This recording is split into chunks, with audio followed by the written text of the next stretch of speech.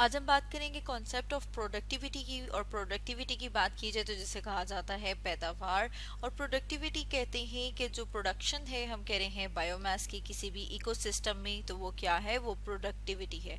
और बायोमास की बात की जाए कि बायोमास क्या होता है, तो हम कहते हैं कि जो जितना टोटल लिविंग मटेरियल है, या फिर हम कहते हैं कि जो प्रीवियसली लिविंग ऑर्गेनिजम्स हैं वो मिलके जो मैस बना रहे हैं, अगर उनके मैस को टोटल किया जाए तो वो क्या है, बायोमास। तो अगर हम बायोमास में भी वर्ड की बात करें तो बायो का मतलब होता है लिविंग, जानदार, और बायो मीन्स लाइफ, और मास क्या कहते हैं कि जो उसका वजन है। तो हम बायोमास किसे कहेंगे, बायोमास जो है वो टोटल मास जितने भी लिविंग हैं या जो प्रीवियसली लिविंग ऑर्गेनिजम्स हैं उनको अगर टोटल किया जाए तो वो क्या, उनके मास को, तो वो क्या कहलाएगा, वो कहलाएगा बायोमास। या फिर हम ऐसे भी कह सकते हैं कि जो टोटल मास है सारे के सारे लिविंग थिंग्स का, सारे के सारे जानदार अशिया, जानदार जो हैं जो किसी भी स्पेसिफिक एरिया में या किसी खास हैबिटेट में है, तो वो उन्हें हम क्या कहेंगे कि वो क्या है, वो बायोमास। अगर इसके साथ जैसे कि यहाँ पर हम डायग्राम में भी देख रहे हैं कि जो अल्टीमेट एनर्जी सोर्स है हमारे इकोसिस्टम का, वो क्या है, वो सन, सूरज। यानी कि हमारे इकोसिस्टम में जो एनर्जी एंटर हो रही है वो कहाँ से हो रही है, वो सन से हो रही है। और जो प्लांट्स हैं जिन्हें के प्रोड्यूसर्स भी कहा जाता है, प्रोड्यूसर्स क्योंकि वो अपनी खुराक को खुद प्रोड्यूस कर सकते हैं, वो सूरज का सिर्फ 1% जो है एनर्जी, या फिर हम कहेंगे कि 1% सोलर एनर्जी को इस्तेमाल करते हैं। या फिर हम ये भी कह सकते हैं कि 1% सोलर एनर्जी जो है वो इनकॉर्पोरेट होती है हमारे इकोसिस्टम में।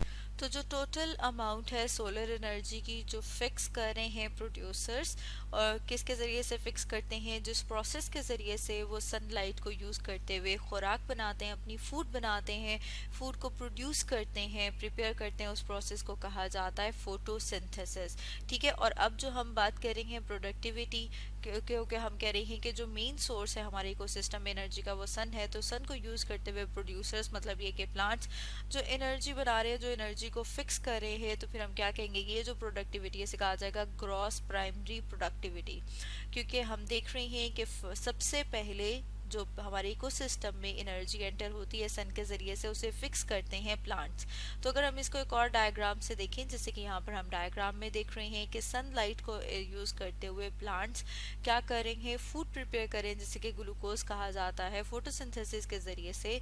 और फिर हमने बात की कि जो अब फिक्स हो गई है एनर्जी, जो अब जो प्रोडक्शन होगी उसे कहेंगे ग्रॉस प्राइमरी प्रोडक्शन। अब इस ग्रॉस प्राइमरी प्रोडक्शन में से, जैसे यहाँ पर हम डायग्राम में देख रहे हैं, दो एरो हैं। एक एरो क्या शो कर रहा है कि जो प्लांट को खुद एनर्जी चाहिए, मतलब ये कि जो उसने खुराक बनाई है उसमें से जो वो खुद यूज़ करता है रिस्पायरेशन के लिए, अगर हम उसको निकाल दें और निकालने के बाद बाकी जो बचता है फूड, जो कि हम कह रहे हैं कि रिमेनिंग ग्लूकोज है, उसके हम देखेंगे अब जो वो जो प्रोडक्टिविटी है, अगर उसे कहा जाए कि वो क्या है, उसे कहा जाएगा नेट प्राइमरी प्रोडक्टिविटी। मतलब ये कि जो रिमेनिंग ग्लूकोज अवेलेबल है, ठीक है, वो क्या जो मटेरियल बना रही है वो बायोमास, क्योंकि हमने देखा कि ग्रॉस प्राइमरी प्रोडक्शन में से कुछ जो फूड है या एनर्जी है उसको यूज़ किया जाता है, प्लांट्स उसको यूज़ करते हैं रेस्पायरेशन के लिए। बाकी जो बच जाती है फर्दर, उससे जो हम प्रोडक्टिविटी है वो क्या कहेंगे, वो कौन सी प्रोडक्टिविटी है, वो नेट प्राइमरी प्रोडक्टिविटी।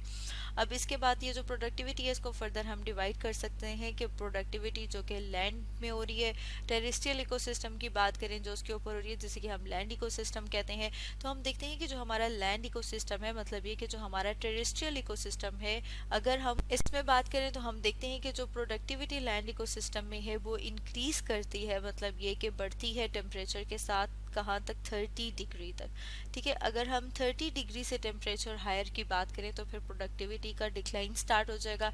इसी तरह से हम देखते हैं कि जो प्रोडक्टिविटी है, जो पैदावार है, उसका पॉजिटिव कोरिलेशन है मॉइस्चर के साथ, मतलब ये कि नमी के साथ, कि जैसे जैसे नमी में हम देखेंगे इजाफा हो रहा है उस तरह से प्रोडक्टिविटी में क्या होगा, इजाफा होगा।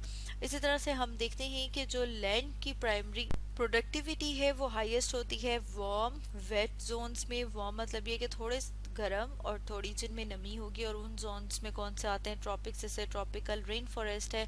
और अगर उसके साथ हम डायग्राम देखें तो जैसे कि ये डायग्राम जो है वो ट्रॉपिकल रेन फॉरेस्ट की डायग्राम है।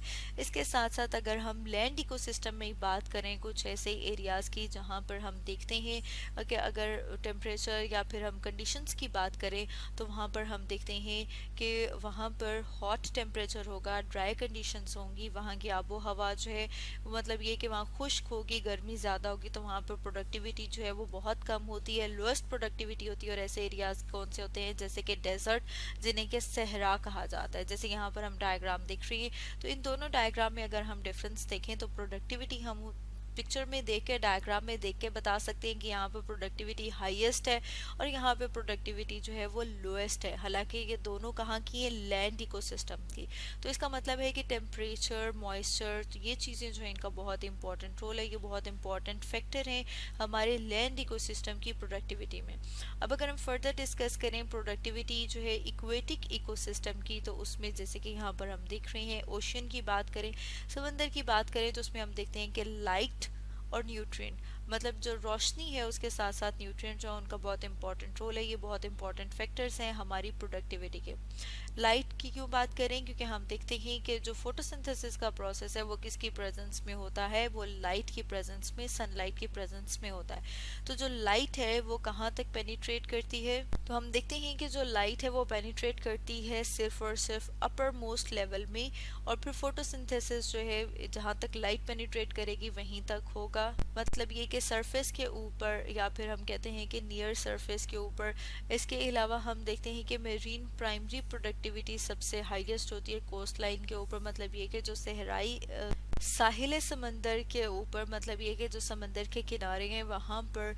इसके अलावा हम देखते हैं कि मतलब अगर हम कोस्ट लाइन की बात करें कि कौन सी वाली कोस्ट लाइन होती है, तो हम कह रहे हैं कि वो एरिया जहाँ पर लैंड, सी या ओशन जो है वो मीट करते हैं। जैसे कि अगर हम साहिल समंदर की बात करें तो वो क्या है, वो कोस्ट लाइन्स हैं।